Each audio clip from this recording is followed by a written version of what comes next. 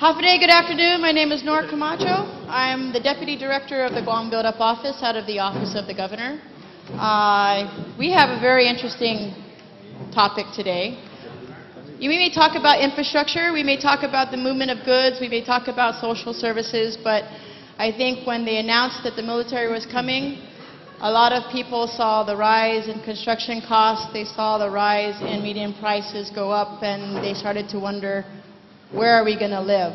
And the panel members today will give you some insight into where we're going to live, and perhaps can we afford it.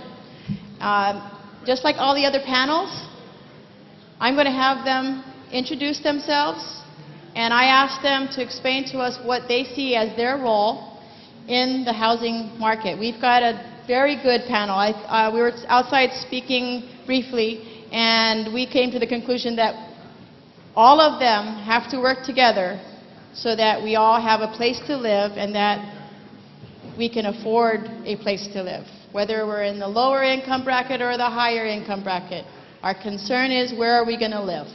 So from here, I'm going to give it to Siska. She'll introduce herself, where she's from, and give us a brief talk. And they're going to keep it to 3 minutes. Wow. 3 minutes, Nora, that's it.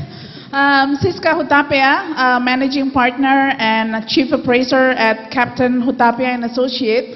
Unlike the other members of the panels, I cannot provide solution, but I do provide information so that they can make the right solution.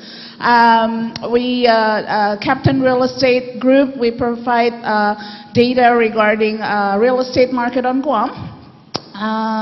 And I would like to talk briefly about the current residential real estate market overview on Guam. Right now, we are in an unusual bottom cyclical point after the peak in 2007. Whereas in 2007, we have about 255 million in residential sales, which includes single-family dwelling and condominium market. That's about 21 million per month sales. And it went down this year as of the third quarter of 2009. If we analyze that number, we are at around 153 million, or about less than 13 million a month for residential sales.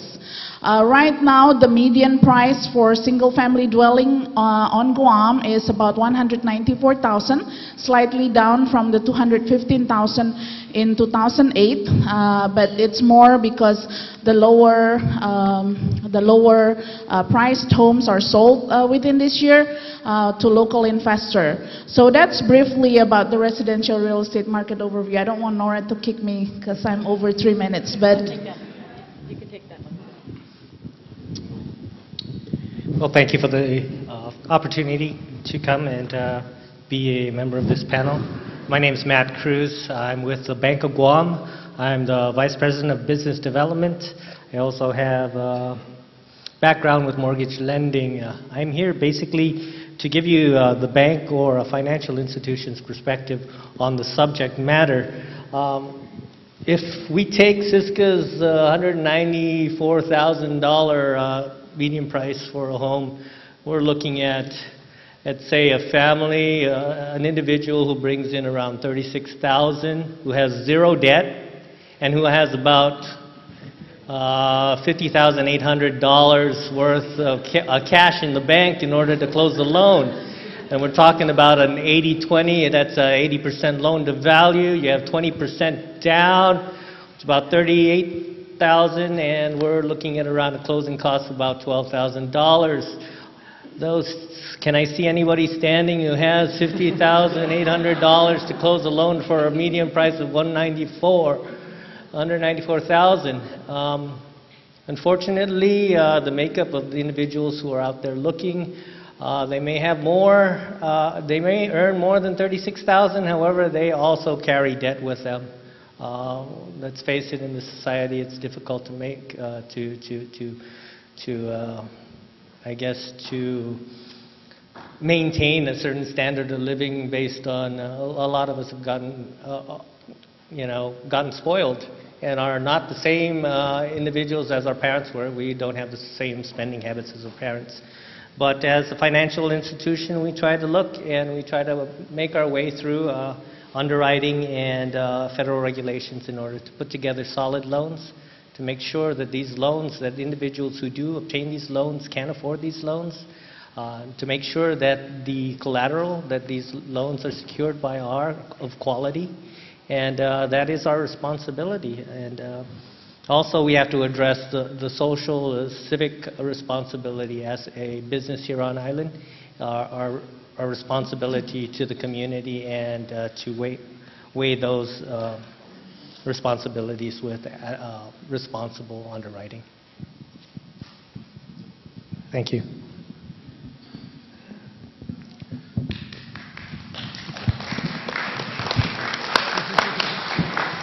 They're so nervous about time, they're going right through it, aren't they?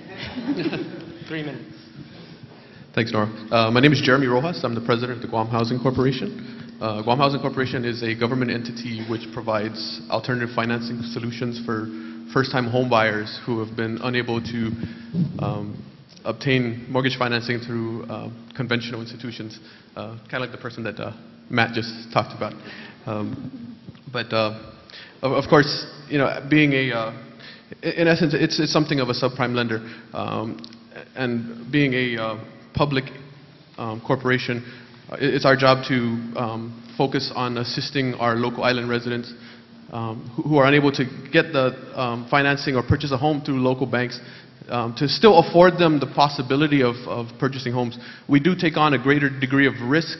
However, we do our best in our underwriting to control the amount of risk that the corporation takes. And just to give a view of the coming buildup, we're going to experience unprecedented growth in the next few years. And as some of the panelists earlier had mentioned, that's a population growth of 20 to 30 years condensed into 5 years. So with this growth, we're going to see a lot of economic stimulus, which will bring the jobs that will help our island residents to afford to buy homes. But on the same token, that economic stimulus will bring some inflationary pressure. So we're going to see an increase in cost of goods, in cost of labor, as well as rental prices and home purchase prices. So by the time that those jobs come here, we're going to see that they're going to have still a difficult time in purchasing those homes. One of the things we try and do at Guam Housing is to try and encourage our local residents to try and purchase a home now. As Siska had mentioned, the median price is at $194. In the next few years, the cost of housing is going to increase quite a bit, and it's something we need to start addressing now. But on a good note, Guam Housing, USDA, in conjunction with GURA, and nonprofits such as Micronesian Self-Help Corporation, we've been working collaboratively to provide alternative financing solutions as a group. Many of us are also members of the Civilian Military Task Force on Housing, and we collaboratively think about how we can continue to assist our residents. And as a team, we've done numerous outreach activities such as the Affordable Housing Symposium and also the expos that we've had at the Agani Shopping Center. And these are just to bring awareness of the importance of purchasing a home, you know, for our families, and to address housing needs now. And as the build-up gets underway, we know we'll see more challenges. And as community partners, I think we've worked well together, and we're up for that challenge.